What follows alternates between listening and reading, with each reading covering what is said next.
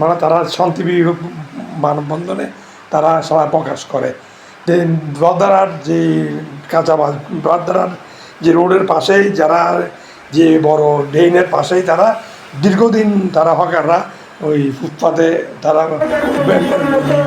দোকান করে তারা যে জীবিকা নির্বাহ করত। হঠাৎ করে যে মেয়রের যে সিটি কর্পোরেশনের দরকারে প্রয়োজন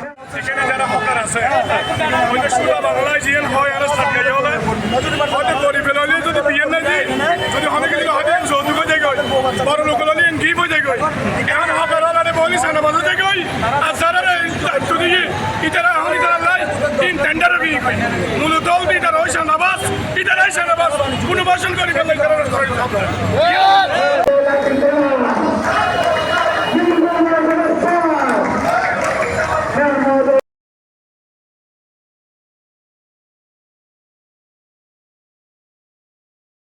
হঠাৎ করে যে টিনের যে বেড়া দেওয়ার পরে তাদের যেই বসার যে জায়গাটা সেটা সিটি কর্পোরেশন আয়ত্তে নিয়ে আসে।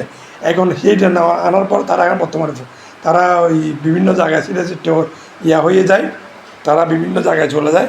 এখন এর মধ্যে তারা আজকে যে শান্তিপ্রিয় হবে তারা যে মানববন্ধন করে, এই মানববন্ধনে তারা মেয়রকে, যারা সিটি কর্পোরেশনের মাননীয় মেয়রকে তারা অবগত করে যে আমাদেরকে পুনর্বাসন করার পরে আমাদেরকে উচিত করা হোক বা আমাদেরকে বা অন্য জায়গায় ইয়া করা হোক। তা আপাতত আমাদেরকে কিছু সময় দিলে আমরা পরবর্তী ইয়া করবো, এইটাই মেয়রের কাছে দাবি। তারা তো ফুটপাতে দীর্ঘদিন থাকার কোনো সেরকম কোনো ইয়ে নেই, কিন্তু তারা দাবি আমাদেরকে পুনর্বাসন করা, এইটাই।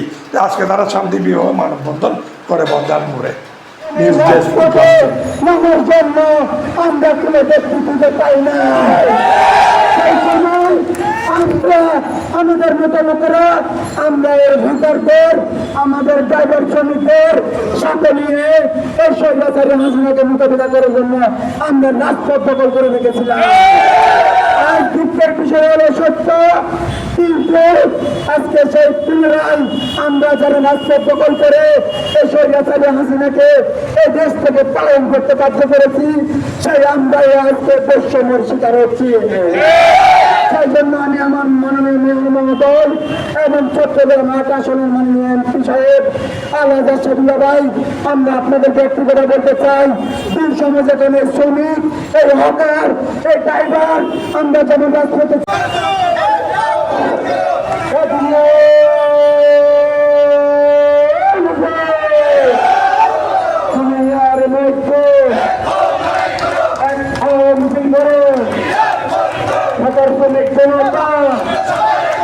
আমরা সবাই একতা,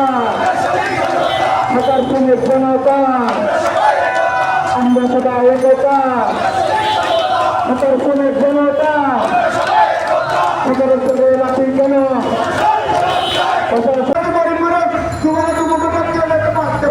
সেটার জন্য আগামী দিনে থাকবেন। আমরা নামিয়ে আনতে পারি, ততদিন আমরা রাষ্ট্রকে আন্দোলন সংগ্রামের মাধ্যমে আমরা আমাদের